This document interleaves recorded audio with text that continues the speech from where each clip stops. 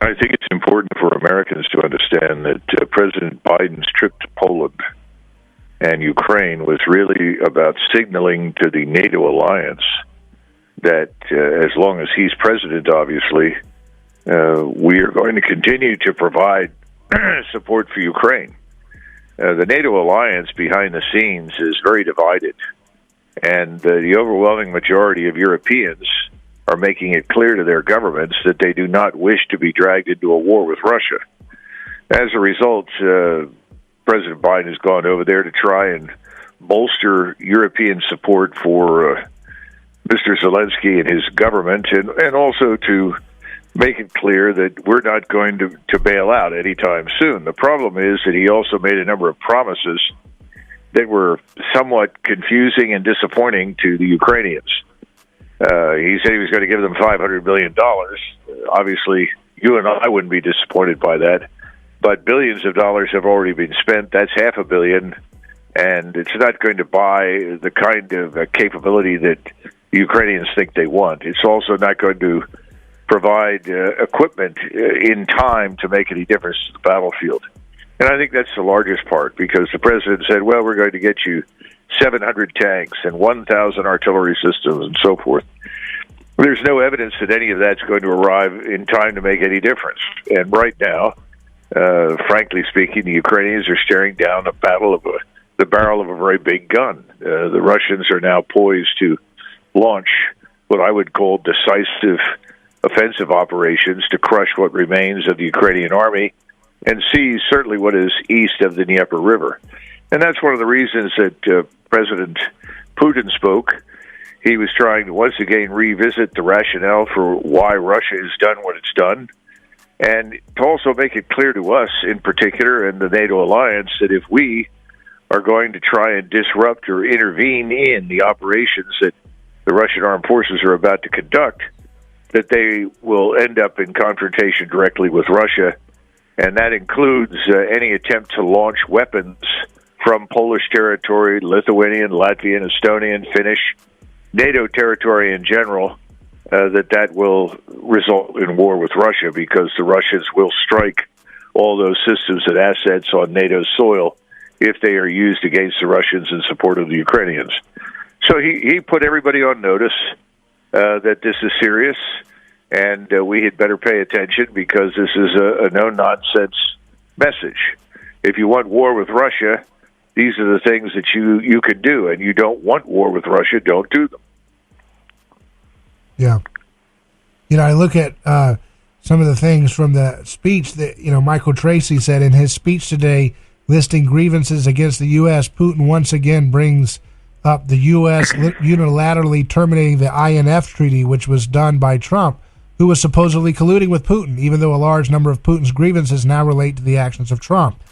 I mean, this is something that it wasn't just Biden, it wasn't just Obama. There was some blame with what was going on with the Trump administration as well, that in the part of leading up to this conflict becoming a hot war. Well, we know that President Trump made a number of ill-considered choices when it came to appointees in his administration, only to discover that the majority of the people that he thought were supportive of his agenda were absolutely opposed to his agenda.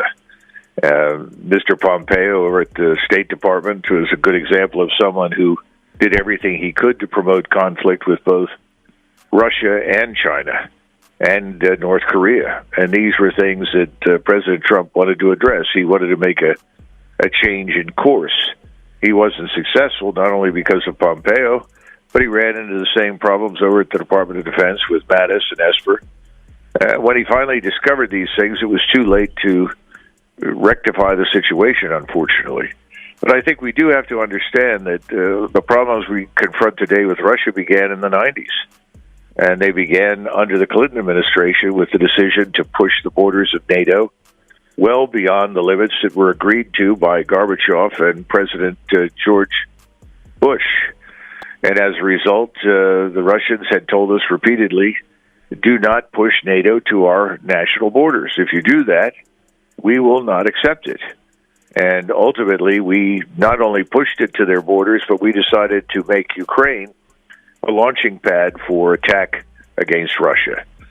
We built up its army over the last 8 years with the goal of eventually attacking Russia and retaking control of the Crimea and destroying the Russian breakaway provinces in eastern Ukraine. And Putin repeatedly asked for equal rights for the Russians that were living in Ukraine that constitute almost a third of the population. That was the basis for the so-called Minsk agreements. Those things were ignored. He indulged the 2014 Maidan coup that put a government into Kiev that was unambiguously hostile to Moscow and reported to us and essentially acted as our puppet. So he went back over these things to say, look, we're not going to tolerate this any longer. We're now in a position to change this condition. And remember, the things that he wanted most of all for Ukraine involved neutrality. He simply did not want Ukraine to become a part of NATO and therefore a direct threat to Russia. And we've made it very clear over the last 20 years that we're threatening Russia. We're not satisfied with any sort of deal that doesn't remove Mr. Putin from power, that doesn't, quote-unquote, punish Russia, doesn't destroy its economy, ultimately dismember it, and make it effectively ineffective as a nation state. These things are unacceptable. The Russians aren't going to put up with it, and so they're going to fix the problem the only way that they know how to fix it at this point, which is to go into Ukraine, root out the problem, and establish a new territorial status quo.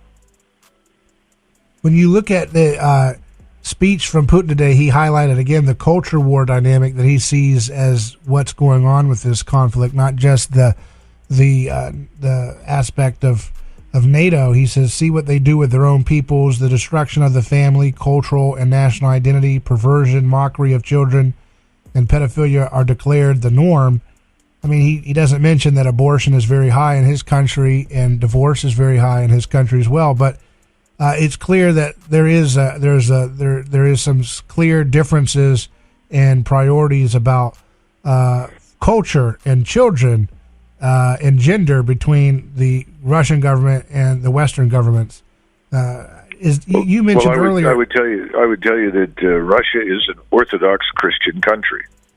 This is not a country that pretends to be secular.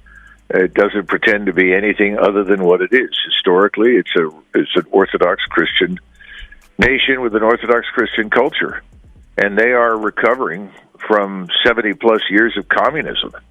And that's not an easy thing to do, David. And the problems that you pointed to, this on-demand abortion disaster, and the problems with human relations between men and women and divorce and so forth, those things were exacerbated to the point of almost societal destruction under communism. He has done everything he could to try and rectify that and roll that back. But he is also right when he points to the attitudes in the West towards gender. I mean, we have a government that believes that men can have babies. We are appointing justices to the Supreme Court that are incapable of identifying a woman. We have people that are simply rejecting science and biology in favor of some sort of neo-Marxist ideology that wants to treat human beings as fungible material, things without souls. That's what he was talking about. Do you think that that's what motivates a lot of the folks in the decision making at the State Department in D.C. as they want to impose their gender identity politics and mockery? I do. Yeah, I do. I think so. I think that's our biggest problem right now is that the kinds of destructive policies that are aimed at Americans are being exported. We're not satisfied with whatever has been accomplished here in terms of same-sex marriage and mutilating people's genitals to change them into something they were not initially born as. And we want to export that. We want to fly the LGBTQ flags from our embassies. That's the international movement and goal of the administration. This sort of thing is anathema to most of the world, David. Yeah. There are very few countries in the world that support this and want this.